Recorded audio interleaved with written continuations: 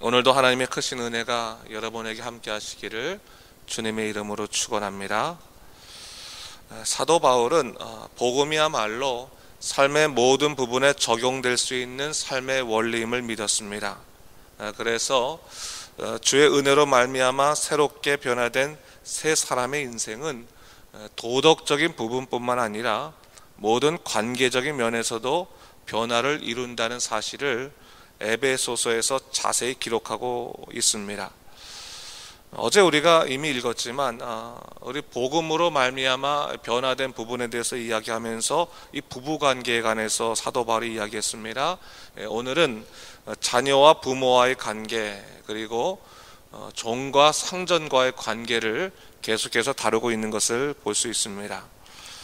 우리가 오늘 본문의 말씀을 좀 더 명확하게 이해하기 위해서는요, 당세기 1세기 때 에베소를 중심으로 한 그리스 로마 문명의 사회관을 좀 우리가 이해하면 좋을 것 같습니다. 이 시대 때는요, 아주 철저한 남성 중심의 가부장적인 제도를 갖고 있던 시대였는데, 남편이 지위적인 차원에서 우월하다는 것을 넘어서서 아내와 자식들이 남편에게 종속되는 일종의 소유물로 인식되던 그런 시대였습니다. 그래서 남편이나 아버지라고 하는 존재는 절대 권력을 행사할 수 있었던 그런 시대였어요.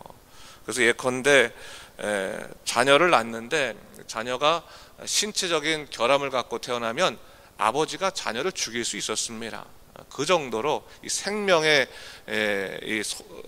주관할 수 있는 존재가 아버지였다, 남편이었다, 그런 차원이었다는 것을 우리가 좀 이해한다면 오늘 본문을 조금 더 잘 이해할 수 있을 것 같습니다. 뿐만 아니라 주인과 종과의 관계도 마찬가지입니다. 이 종이라고 하는 존재는 일종의 소유물로 여겨졌기 때문에 종에게는 인권이라는 게 있을 수 없었습니다. 소유물에게 무슨 인권이 있겠습니까? 사람 취급을 안 받는데. 그렇기 때문에 철저히 그 주인에게 피동적인 존재였음을 우리가 알 필요가 있습니다. 여기서 말한 종이라고 하는 것은 굳이 우리나라 말로 표현하자면 노예라고 하는 말로 표현할 수 있는 거예요. 완전한 자유가 없는 주인에게 종속된 존재로서의 모습이 종인데, 그 부분에 대해서 이야기하고 있는 것입니다. 사도 바울이요, 남편과 아내, 부모와 자녀, 주인과 종의 관계를 왜 복음의 원리로 풀어가고 있을까? 이것은 일종의 이 사회적인 혁명과 같은 것이었습니다. 아무런 권리도 없는 절대 약자들에게 힘을 부어주는 혁명과 같은 일이었는데, 그것을 사도 바울은 복음의 은혜라고 하는 차원에서 지금 풀어가고 있는 것입니다. 어제 우리가 5장 21절 말씀에서 그리스도를 경외함으로 피차 복종하라, 그렇게 사도 바울이 이야기하는 것을 들었습니다. 오늘날의 남편과 아내들이 이 말씀을 들을 때는 그렇구나, 이렇게 평이하게 들을지 모르겠지만 사실 당신은 안 그랬다는 겁니다.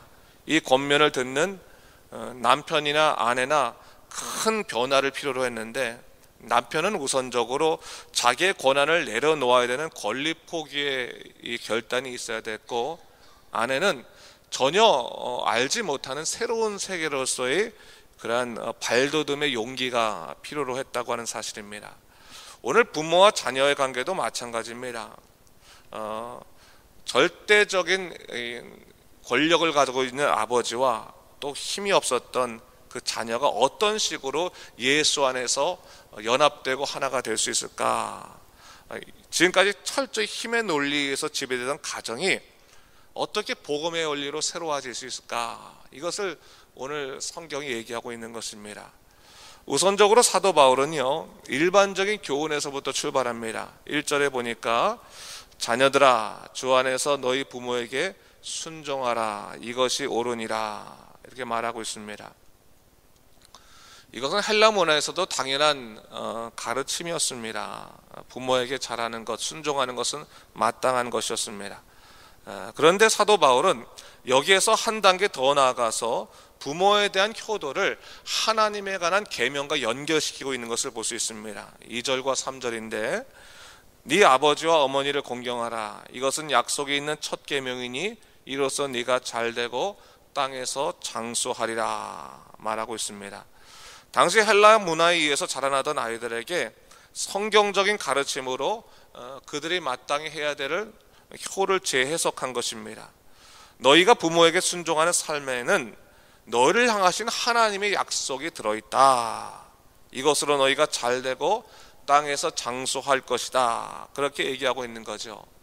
바울은 권위에 대한 복종으로서의 효도가 아니라 하나님의 약속에 참여하는 그런 효를 제시함을 통해서 이 모든 것이 하나님의 은혜의 섭리임을 지금 가르치고 있는 것입니다. 여러분 그렇지 않겠습니까? 명령에 의해서 복종하기보다는 하나님의 약속에 따라 순종하는 것이 훨씬 더 의미 있지 않겠습니까? 바로 그것을 얘기하고 있는 거예요. 너희가 이 사회 분위기 때문에 단지 그 권위에 복종하는 것으로 효를 하는 것이 아니라 하나님이 너에게 주신 그 약속에 참여하는 것으로 순종하는 것이 훨씬 더 마땅한 것이다. 그렇게 이야기를 하고 있는 것이죠. 그리고 이 가정의 주인이라 할 수 있는 남편에 관해서, 아버지에 관해서는 아주 짧고 굵게 한마디를 합니다. 이 4절 말씀인데 우리 4절 말씀 함께 읽도록 하겠습니다. 시작. 또 아비들아 너희 자녀를 노엽게 하지 말고 오직 주의 교훈과 훈계로 양육하라. 여기서 노엽게 한다고 하는 말은 단순히 화나게 한다고 하는 말이 아니라 이것을 넘어서서 감정적으로 사기를 무너뜨리는 것을 말하는 것입니다. 이미 아버지들에게 자녀를 훈육하는 권위가 주어져 있었습니다. 당시 아버지들은 자기 생각대로 자기 마음대로 그 자녀들을 훈육하고 또 다스렸습니다. 그런데 사도 바울은 그런 아버지에게 아버지의 권위에 뭘 둔 겁니까? 경계선을 둔 거예요. 바운더리를 만들어 놓은 것입니다. 아버지라고 해서 무조건 자녀를 갖다 야단치고 훈육하는 것이 아니라 어떤 바운더리 안에서 해야 되느냐? 주님의 교훈과 훈계라고 하는 그러한 바운더리 안에서 양육해야 된다라고 하는 것을 얘기하는 거죠. 너희 감정에 따라 자녀를 다스리지 말고 오직 예수님께서 가르치신 그 교훈과 훈계로 자녀를 양육하는 것이 마땅한 것이다. 이렇게 이야기하고 있는 겁니다. 우리에게는요, 이 관습이라는 것이 있고 전통이라는 것이 있지 않습니까? 이 관습과 전통이 나쁜 것은 아닙니다. 오랫동안 한 사회를 다스리는 하나의 인정된 관례라고 볼 수 있습니다. 그런데 사도 바울이 이 부분에서 얘기하고 있는 거죠. 물론 사도 바울이 사회적인 전통이나 관습을 무시한 것은 아닙니다. 그런데 뭘 얘기하고 있는 것입니까? 너희가 예수를 믿었다면 이제 그 모든 삶의 모습들을 복음의 빛 안에서 잘 분별하고 성경의 가르침에 맞게 살아가는 것이 마땅하다라고 하는 것을 얘기하고 있는 거예요. 뭘 얘기하냐면 예수 믿는 사람들은 복음으로 삶을 재해석해야 된다라고 하는 것을 얘기하는 거예요. 그냥 신앙이라고 하는 것이 교회에 가서 봉사하고 또 말씀 듣고 기도하고 그거에만 있는 것이 아니라 너희가 이제 하나님의 사람이 됐다면 모든 삶의 부분들을 복음으로 재해석해서 그렇게 해서 살아가야 된다라는 것을 얘기하는 거죠. 그래서 아버지들에게도 오직 주의 교훈과 훈계로 양육하라라고 하는 말을 통해서 그 이전까지는 관습대로 또 전통대로 다스렸다면 이제부터는 그러지 말고 복음의 차원에서 재해석해라 라고 하는 걸 얘기하고 있는 거예요. 우리말로 하면 뭘까? 우리가 가운이 있죠. 가운. 집안에 가운이 탁 써 있는데 그 가운이 멋진 가운이 써 있는데 예수 믿고 난 다음에는 그 집안의 가운에 따라 움직이는 것이 아니라 뭐예요? 예수님의 교훈에 따라 움직이는 거다라는 것을 얘기하고 있는 거죠. 그래서 우리의 생각 속에 하나님의 뜻이 무엇인가, 하나님께서 무엇을 원하시는가, 매 순간 하나님의 뜻을 생각하고 그분의 뜻에 합당하게 살아가는 것이 마땅하다라는 것을 사도 바울이 이야기하고 있는 것입니다. 그리고 5절부터 9절까지는 주인과 종의 관계를 말하고 있는데 오늘날로 굳이 말하자면 직장 윤리에 관한 부분이라 말할 수 있겠습니다. 그런데 아까도 말씀드렸지만 당시 종은, 이 노예는 주인에게 속한 소유물과 같았습니다. 이것은 윤리가 적용되지 않는 사각지대라고 하는 거예요. 왜냐하면 노예가 소유물이기 때문에 사람이 아닌데 사람에게만 인권이라는 게 보여지는 건 아니겠습니까? 윤리는 사람과 사람과의 관계를 이야기하는 것이 윤리입니다. 근데 종은 사람으로 취급받지 않고 소유물로 취급받았기 때문에 윤리의 사각지대라고 하는 거예요. 근데 오늘 이 본문 말씀에서 이 사도 바울이 뭘 얘기하고 있는 것입니까? 너희가 이전에 소유물로 취급하던 그 종까지도 이제는 하나님이 창조하신 하나의 인간으로 인정해서 그들과 같이 복음으로 살 수 있는 방법들을 생각하는 것이 그리스도인의 마땅한 삶이다라는 것을 얘기하고 있는 거죠. 아주 혁명적인 가르침이 아닐 수 없는 것입니다. 5절에서 종들에게 사도 바울이 어떻게 권면하고 있습니까? 보세요. 종들아 두려워하고 떨며 성실한 마음으로 육체의 상전에게 순종하기를 그리스도께 하듯 하라 얘기하고 있습니다. 사도 바울은 우선적으로 종들에게 주인과의 관계 속에서 신앙에서 우러나온 참된 관계성을 추구하라 이것을 얘기하고 있습니다. 여기서 두렵고 떤다라고 하는 말은 무섭다 뭐 이런 차원의 말이 아니라 그 말은 뭐냐면 그냥 마음속에서부터 주인의 권위를 인정하고 또 육체의 상전에게 순종하기를 너가 그리스도를 이제 믿었으니 그리스도께 하듯 하라라고 얘기하고 있는 것이죠. 그래서 그리스도를 통해서 얻은 은혜의 마음을 너희 주인까지 확장시키면 어떻겠느냐라는 것을 얘기하고 있는 것입니다. 그러면서 6절 말씀에서도 뭘 얘기하고 있습니까? 그래서 눈가림으로만 사람을 기쁘게 하는 자처럼 하지 말고 정말 은혜 받은 자처럼 그렇게 행동하는 것이 마땅하다. 매 순간 어떠한 일 최선을 다해라 라고 얘기하는 겁니다. 이것을 오늘날로 해석한다면 직장 가운데 우리가 있을 때요 눈가림으로 하지 말라는 거예요. 돈만 받으면 된다라고 생각하고 그냥 하는 것이 아니라 모든 일을 할 때 최선을 다해서 정말 주님이 주신 마지막 기회처럼 최선을 다해서 일을 해라 라고 하는 것을 얘기하고 있고 또 동시에 뭡니까? 자기 상황에 비관하지 말고 모든 것을 기쁜 마음으로 해라 라는 것을 얘기하고 있는 거예요. 우리가 일을 하다 보면 야, 왜 내게 이런 일이 지금 주어졌지? 참 힘들다. 빨리빨리 해서 더 좋은 일 해야지. 그렇게 생각하다 보면 우리에게 만족할 수 있는 일이 하나도 없습니다. 사도 바울은 얘기하는 거죠. 너에게 처한 지금 그 일을 기뻐하고 하나님이 주신 그런 일이라고 생각하고 은혜 받은 자처럼 최선을 다해서 일해라. 하루하루가 그 참 중요한 것이다 라는 것을 얘기하고 있는 것입니다. 그러면서 7절 말씀에 요걸 연결해서 이렇게 얘기하고 있습니다. 함께 더불어 읽어볼까요? 기쁜 마음으로 섬기기를 주께 하듯 하고 사람들에게 하듯 하지 말라 얘기하고 있습니다. 우리에게 주어진 일상의 일을 함에 있어서 때때로 이것이 내게 만족을 주지 못해서 눈가림으로 하거나 비관적인 마음으로 행한다면 이것은 복음의 은혜를 경험한 사람답지 못하다라고 하는 것을 얘기하고 있는 거죠. 기쁜 마음으로 감당해라. 모든 일을 사람에게 하듯 하지 말고 정말 주님에게 하듯 기쁜 마음으로 감당해라. 이것을 얘기하고 있는 것입니다. 그러면서 8절 말씀에 뭐라고 얘기하고 있습니까? 8절 말씀도 함께 읽겠습니다.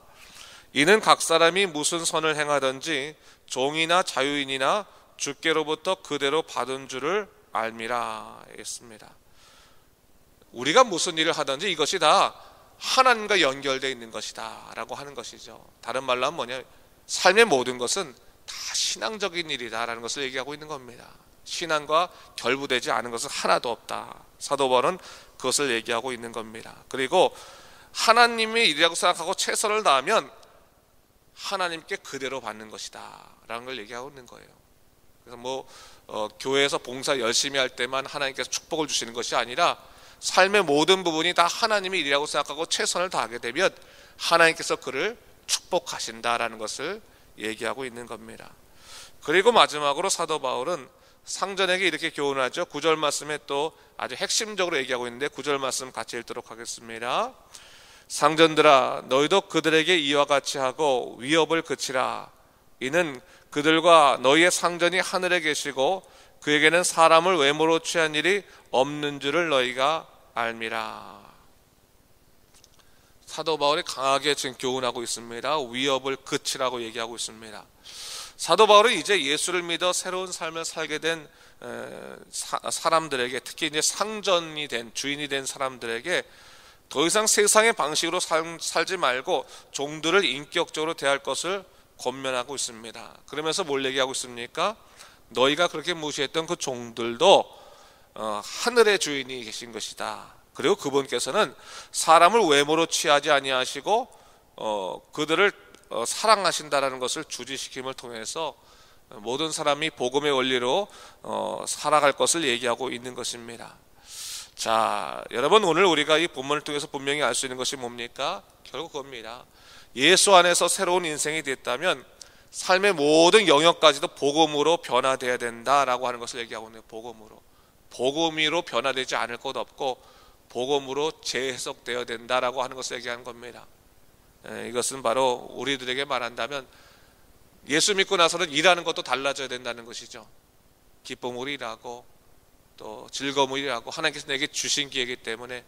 그래서요, 일이라고 하는 영어를 얘기할 때도 job이라는 말이 있고 vocation이라는 말이 있잖아요. job이라는 말은 그야말로 우리에게 주어진 일을 말하지만 vocation은 소명이라는 말 아니겠습니까? 하나님께서 우리를 부르신 거에 합당한 겁니다. 그러니까 일도 달라지는 겁니다. 항상 우리의 소명이라고 생각하고 믿음으로 하나님 뜻에 맞게 살아간 여러분 되시기를 주님의 이름으로 축원합니다. 기도하겠습니다. 주님 감사합니다. 이 아침에 사도 바울의 권면을 통해서 우리가 다시 한번 인생을 살아가는 원리가 무엇인지 깨닫게 하시니 감사합니다. 주 하나님 아버지, 예수를 믿었다면 이제부터는 예수님의 주신 그 복음에 합당하게 살아가도록 인도하여 주시고 하나님이 원하시는 믿음의 삶을 살아가도록 우리를 이끌어 주시옵소서. 오직 성령께서 우리를 주장하여 주시고 오직 하나님이 주시는 음성을 우리가 듣고 살아갈 수 있도록 주여 우리를 이끄시고 돌보아 주시옵소서. 오늘 우리에게 주신 하루 감사합니다. 이 하루를 주님이 주신 이 하루이기 때문에 기쁘게 살겠습니다. 이 하루 가운데 하나님의 크신 은총이 넘칠 수 있도록 주의 역사하시고 주관하여 주시옵소서. 감사드리며 이 모든 말씀 우리 주 예수 그리스도 이름으로 간절히 기도드립니다. 아멘.